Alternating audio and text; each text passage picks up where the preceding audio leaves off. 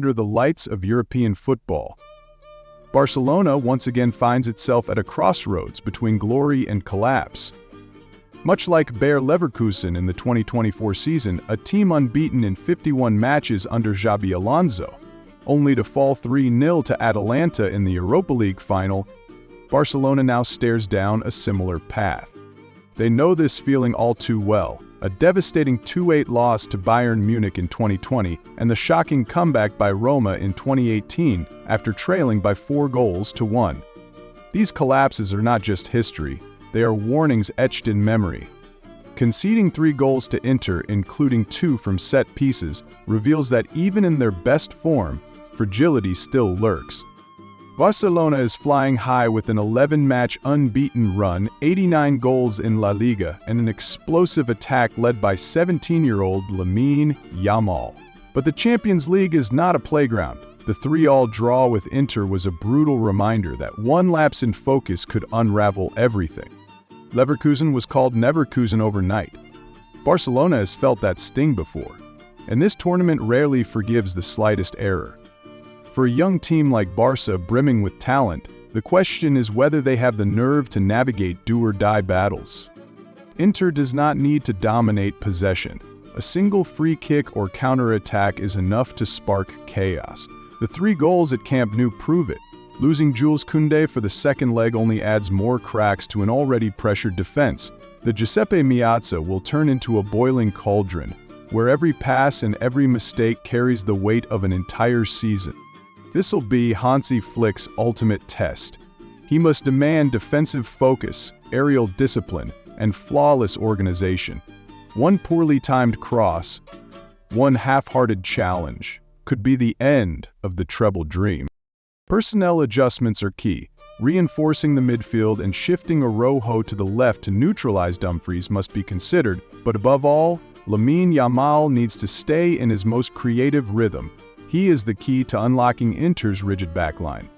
3 matches in 8 days. Valladolid, Inter, and then Real Madrid. It is a gauntlet of survival. Valladolid may already be relegated, but that freedom makes them unpredictable. Flick does not need a dazzling win, just a timely one that conserves energy, keeps the belief alive, and lights the fire for the decisive El Clasico. If Barcelona wins, it could mark the end of the Ancelotti era and crush Real Madrid's final hope, but defeat could trigger a domino effect with serious consequences. In a league like La Liga, where controversy is always near, any variable, from VAR decisions to officiating, can spark chaos.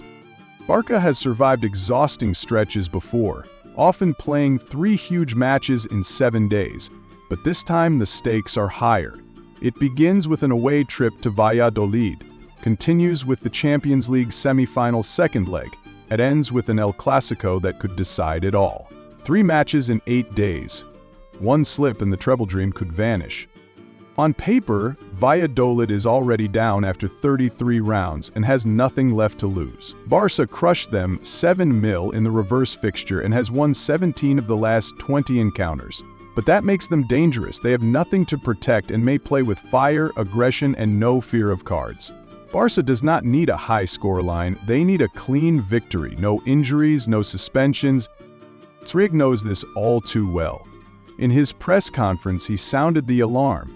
He has seen his team struggle against supposedly weaker sides, like Las Palmas and Leganes. The entire squad is on high alert, because after Valladolid comes Real Madrid. And even with a 4-point cushion, Barca cannot afford to lose focus. Real are cornered, out of the Champions League, trailing in La Liga, and clinging to one last chance to salvage their season. They have lost 3 straight El Clasicos, an almost unheard-of feat. If there is one match where pride will drive Los Blancos, it is this one. A win would be a fitting farewell for Carlo Ancelotti, who is set to step down at the end of the campaign. In such a climate, anything can happen. Referee calls, unexpected events, and chaos on the pitch are all possible. Look no further than the recent Copa del Rey final, where 3 red cards were shown amid boiling tensions. When an El Clasico becomes a virtual final, the spotlight is overwhelming, and in La Liga, drama is never far away. After El Clasico, Barca will face the Catalan derby against Espanyol, followed by tough clashes with Villarreal and Athletic Bilbao, teams fighting for Champions League spots.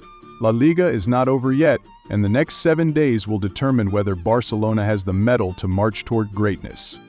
But their squad depth is a growing concern. Alejandro Balde, Marc Casado, and Marcos Alonso are out for the season. Robert Lewandowski remains doubtful. Ter Stegen has only just returned. Flick is right to rotate, but there is little left to rotate with. That is why 3 young faces from La Masia have been called up. Dani Rodriguez, Noah Darvic, and Jaume Cuellar are not experimental options. They are necessary solutions. Barcelona have already secured 5 1-0 victories in La Liga this season, a clear sign of a team that knows how to survive. Now, they must carry that mindset forward, win just enough, preserve energy, and avoid unnecessary losses. The treble race is not for the strongest team. It belongs to the one that survives the longest. At the end of the season, it is not form that matters most, but how many healthy legs are left on the pitch. And right now, Barcelona are more short-handed than ever. Flick made it clear, you can lose La Liga because of games like this. And he did not say that to complain, it was a warning, a signal of what lies ahead. 3 games in 8 days. That is 3 finals, where every decision, every pass, every second can shape the outcome of the season. On the left side of defense, Jofre Torren, the 18-year-old fullback, is emerging as a serious candidate to replace Alejandro Balde, especially when Joao Cancelo has yet to fully earn the trust. Alongside the La Masia youngsters, names like Ferran Torres, Ansu Fati, and Eric Garcia are all available for Flick to rotate. Garcia, who once played as a center back, has even been moved up to operate as a defensive midfielder. A reasonable move given that Pedri and Frenkie de Jong need to be protected for the bigger battles ahead.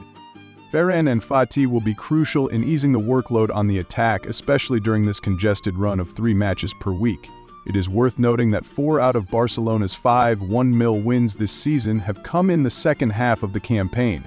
That reflects Flick's pragmatic approach. No need for flashy scorelines, just win at the right time and conserve energy. Last season, Barcelona conceded 44 goals in 38 rounds. Now, after 33 matches, they have let in only 32, a clear improvement. That defensive stability gives them the foundation to focus on the bigger stages, without the pressure of having to outscore everyone. But that backline can only hold if key players, like Ronald Araujo, Inigo Martinez, and Pau Cubarsí are not overworked. Barcelona cannot afford to burn out any part of their squad. To reach glory, the team must first make sure there are still enough players standing to finish the race. When the dream is just a few steps away, the worst way to fall is from exhaustion. A great team is always prepared for both victory and defeat. If Barcelona truly mean business in their pursuit of the treble, they must also be ready to face failure with dignity. Losing is not forbidden. What matters is how you handle it. Hansi Flick once said that champions are defined by how they get back up after every fall. That is what Barcelona lacked in the past. They lost everything after the 8-2 humiliation against Bayern. They crumbled when Liverpool turned things around at Anfield. But this year feels different, not because they are stronger, but because they now understand how fragile they truly are. Suppose the worst happens and Barcelona are knocked out of the Champions League by Inter. It would be a painful blow to their ambitions, but not the end.